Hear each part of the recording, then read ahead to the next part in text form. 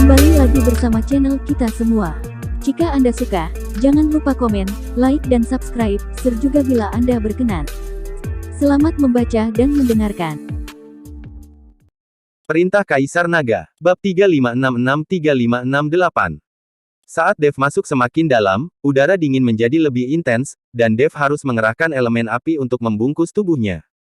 Sebelum mencapai dasar kolam, Dev merasa dia akan menghabiskan banyak tenaga. Sial, bagaimana anak laki-laki dari keluarga Ye itu bisa masuk ke dasar kolam? Dev tidak bisa menahan diri untuk tidak mengutuk. Anda harus tahu bahwa Dev memiliki asal mula api dan keberadaan api pamungkas, namun masih sangat sulit untuk menahan udara dingin ini. Tapi Florian, yang tidak dapat memahami asal-usul api, bagaimana dia bisa memasuki kolam suci untuk waktu yang lama tanpa masalah? Dev terus menyelam, sementara wajah Ludwig muram dan dia sangat cemas. Dia tahu bahwa Dev pasti mengejar putranya. Sekarang Ludwig tidak boleh membiarkan Dev mengganggu kelahiran kembali dan garis keturunan putranya. Tetapi ketika Ludwig memasuki kolam suci, sambil terus menyelam, dia merasakan udara dingin semakin kuat, dan tubuhnya tidak tahan lagi. Pada saat ini, Ludwig hanya bisa mati-matian menggunakan kekuatan spiritual di tubuhnya untuk melindungi seluruh tubuhnya dan menahan nafas dingin dari kolam suci. Ludwig adalah biksu tingkat 9 di alam kesengsaraan transendensi, jadi dia masih bisa menanggungnya. Pada saat ini, Florian sudah mengambang di air, dengan kembang api mengelilingi tubuhnya. Dan di tangan Florian, manik merah menyala juga memancarkan cahaya. Wajah Florian serius, dan dia terus menyerap aura khusus di kolam suci untuk membentuk kembali garis keturunannya.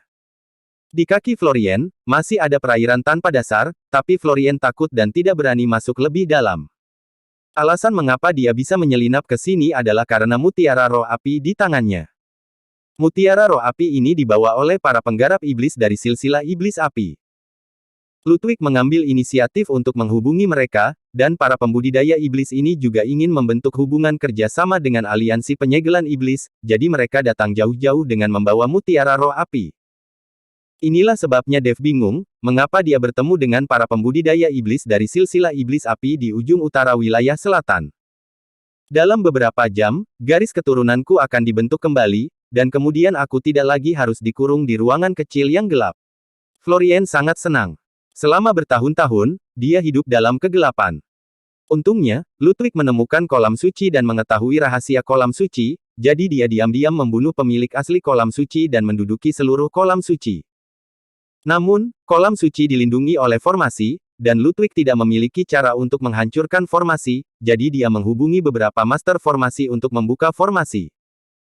Sangat disayangkan bahwa kekuatan para master formasi ini sangat buruk sehingga mereka gagal berhasil untuk waktu yang lama, jadi Ludwig memperhatikan keluarga Seng. Keluarga Seng memiliki reputasinya sendiri di wilayah Gunung Iblis Surgawi, dan bahkan di seluruh wilayah selatan, dan Ludwig tidak dapat mengancamnya secara langsung. Mereka hanya dapat membujuk keluarga Seng untuk bergabung dengan aliansi penyegelan iblis. Baru pada saat itulah kedua bersaudara Seng Tiantai dan Seng Busi memiliki pendapat politik yang berbeda. Florian tidak tahu apa yang telah dilakukan ayahnya untuknya, sekarang dia hanya ingin membangun kembali garis keturunannya secepat mungkin. Tapi ketika Florian dengan putus asa menyerap nafas dari kolam suci, dia tiba-tiba mendengar suara gelombang air. Florian mendongak dan tidak bisa melihat apapun. Namun suaranya terdengar jelas, seperti ada yang berenang di atas kepalanya. Bagaimana seseorang bisa memasuki kolam suci? Mungkinkah itu ayahku? Florian penuh keraguan. Anda harus tahu bahwa aura khusus di kolam suci ini terbatas. Untuk meningkatkan aura di kolam suci, Ludwig menuangkan hampir semua sumber daya keluarga Ye ke dalam kolam suci. Tidak mungkin dia membiarkan orang lain memasuki kolam suci. Apalagi udara dingin di kolam suci ini bukanlah sesuatu yang bisa ditanggung oleh orang biasa. Jika tidak ada perlindungan khusus, hawa dingin pasti akan masuk ke dalam tubuh dan menyebabkan kerusakan pada meridian. Tidak mungkin Ludwig memasuki kolam suci dengan santai.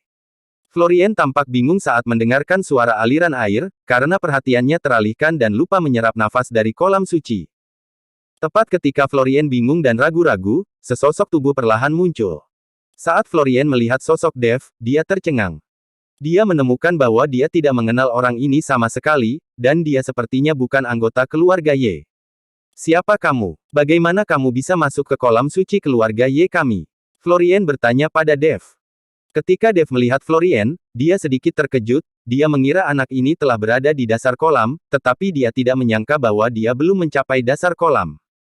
Saat Dev hendak berbicara, matanya langsung tertarik dengan mutiara roh api di tangan Florian. Dev langsung mengerti kenapa Florian bisa memasuki kedalaman kolam suci. Ternyata dia memiliki harta karun di tangannya. Tuan Chen, itu adalah mutiara roh api, harta paling berharga dari iblis api. Dengan mutiara roh api ini, api pamungkas asli di tubuh Tuan Chen dapat ditingkatkan banyak. Aku tidak pernah menyangka mutiara roh api iblis api akan muncul di tangan orang ini. Dalam benaknya, Yakub dengan bersemangat berkata kepada Dev. Sebagai seorang penggarap iblis dari garis keturunan iblis api, Yakub tentu mengetahui mutiara roh api. Ketika Dev mendengar bahwa itu adalah harta karun iblis api, matanya berbinar. Dia akhirnya mengerti mengapa ada seorang pembudidaya iblis dari garis keturunan iblis api di keluarga Ye. Mereka seharusnya yang mengirimkan mutiara roh api. Sepertinya iblis api ini juga ingin berkolusi dengan aliansi penyegel iblis, kata Dev sambil tersenyum dingin.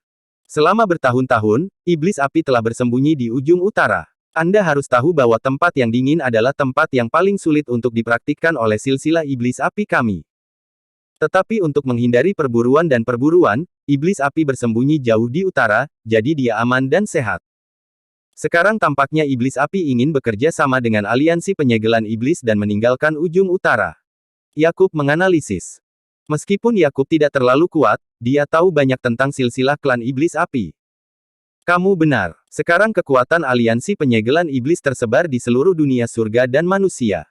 Ini adalah masa ketika pusat perhatian tidak ada bandingannya. Wajar jika iblis api ingin bekerja sama dengan aliansi penyegelan iblis. Dev mengangguk. Saat Dev sedang berkomunikasi dengan Yakub, Florian masih menatap Dev dengan curiga.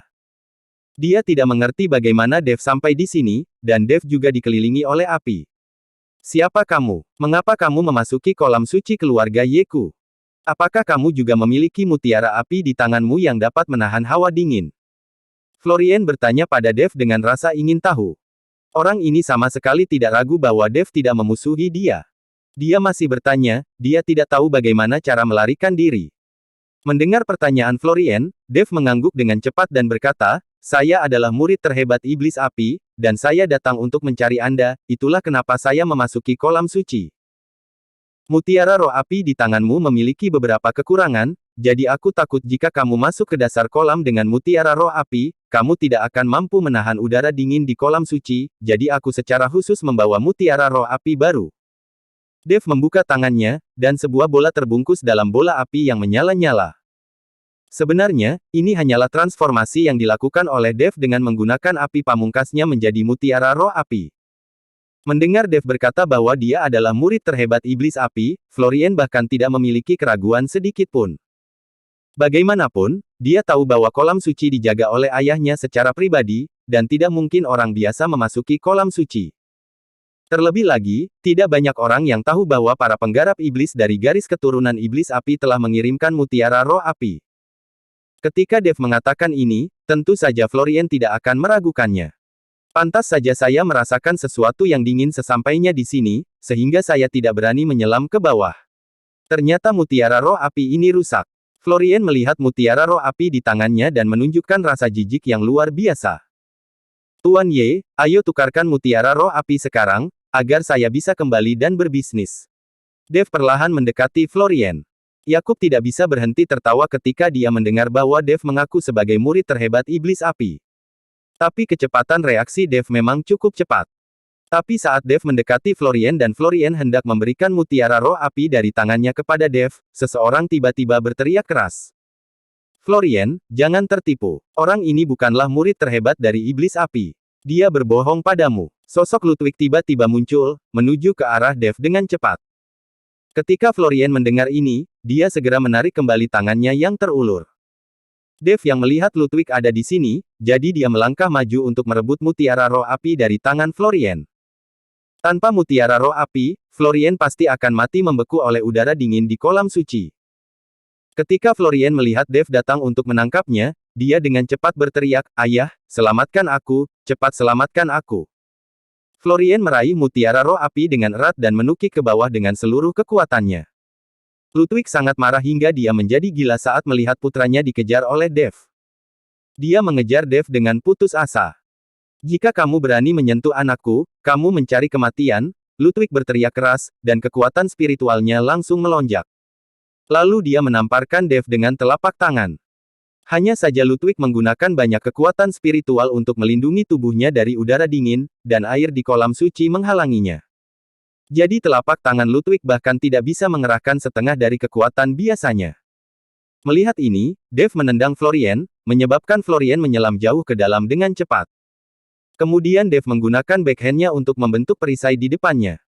Dev tidak berani gegabah sedikit pun terhadap serangan dari biksu tingkat 9 di alam kesengsaraan transendensi.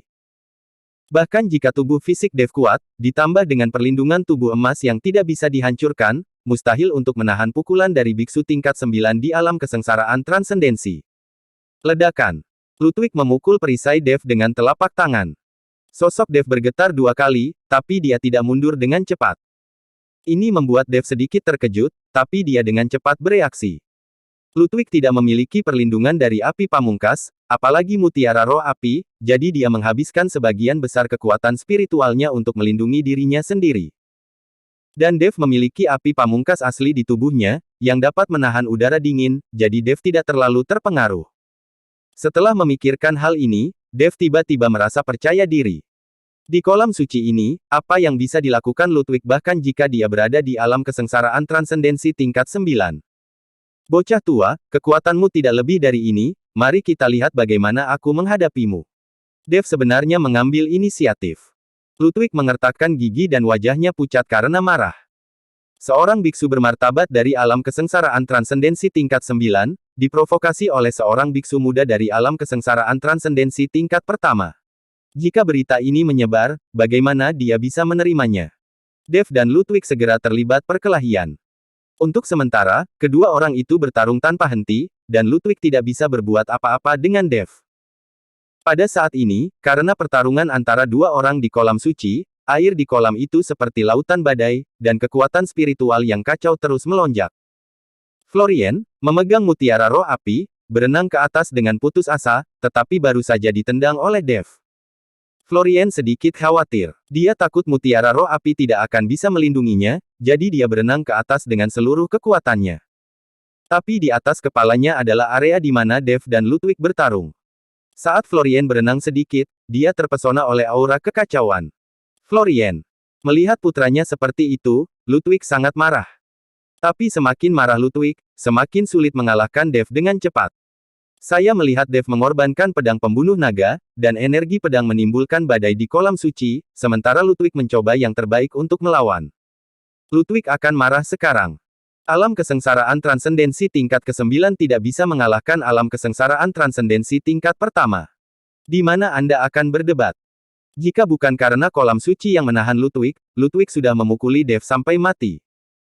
Tapi sekarang, yang bisa dia lakukan hanyalah menatap Dev yang melompat-lompat di depannya, dan Ludwig masih belum bisa mengalahkannya. Bersambung.